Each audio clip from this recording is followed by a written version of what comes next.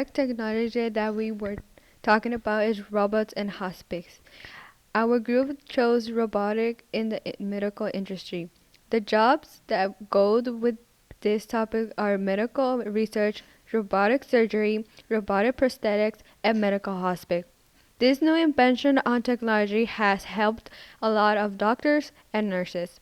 One part of robotic technology that has been participating in the medical industry is hospice. How does it work?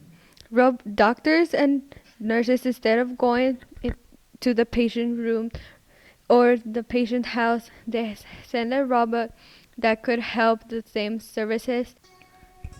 Medical research is impacting laparoscopy, which is insert through the abdominal wall to perform a surgical procedure.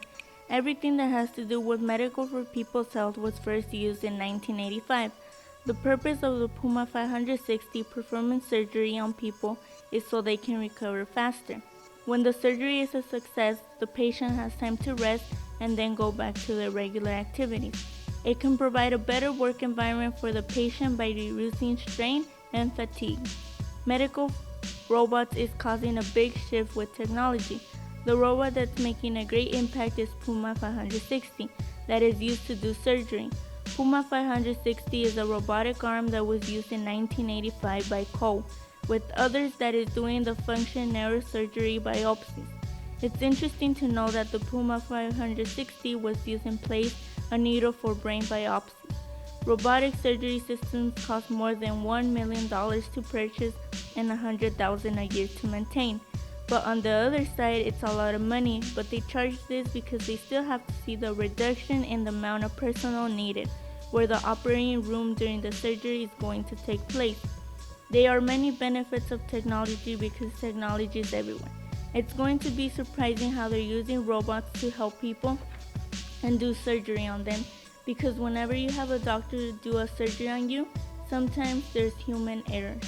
Now the goal of using the Puma 560 for the patient is so they can be more comfortable and less invasive, and without you having to worry about traveling from place to place. Worse, if you're not in the right condition to drive, a specialist can operate on a patient. I believe this is a great way to use robots in something productive, and why not to do a successful surgery. In the field of medicine, people were told they won't walk again, but as technology took a step further, it made ESCO. ESCO started around 2005. It assists weak patients and assists them to get them the strength to walk again. Today, more people are using ESCO to walk. All around the world, patients are using it.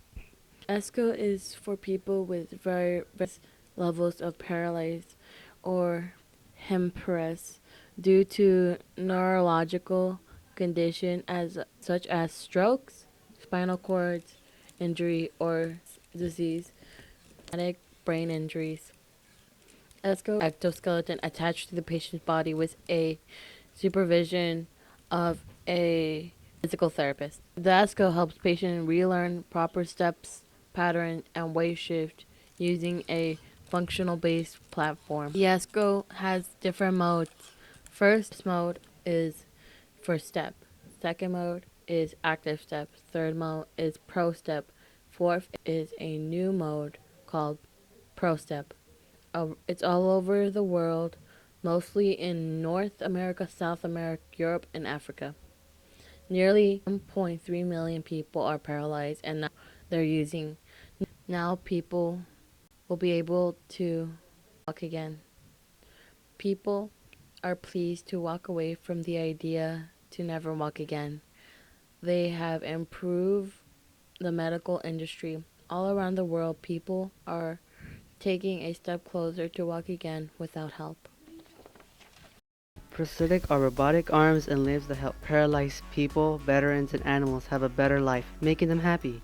Prosthetics have been a helpful tool to change lives, and by that they advance to be more improved, and how they were first introduced in the early 16th century. Also, what materials were they used to build for the better advances. First, the advances of prosthetics were in the past decades, and the cost and the capability. In the early 16th century, a French military doctor named Bruce Perry was famous for the work he has done with the techniques contributed. Some of the first major advances in prosthetics was some many years. After some years, people from other places had tried to make these prosthetics, and in 1690, a Dutch surgeon, Peter Van Duren, later has developed a lower leg prosthetics with specialized hinges and improvement of the attachment to the body. These were a good start on how prosthetic devices have been built with even more better materials, like wood, metal, and leather, for the attachments to the body. Two of these doctors have a modern day prosthetic device. Now there has been 4 robotics that have been introduced about. We all know that they are helpful tools to make a better future for our society. Learning about robotics is something fascinating, and every single person should have access to technology. We should be all connected, but not too connected. The advances of these technologies are improving and will never stop. We are lucky to have technology on our side.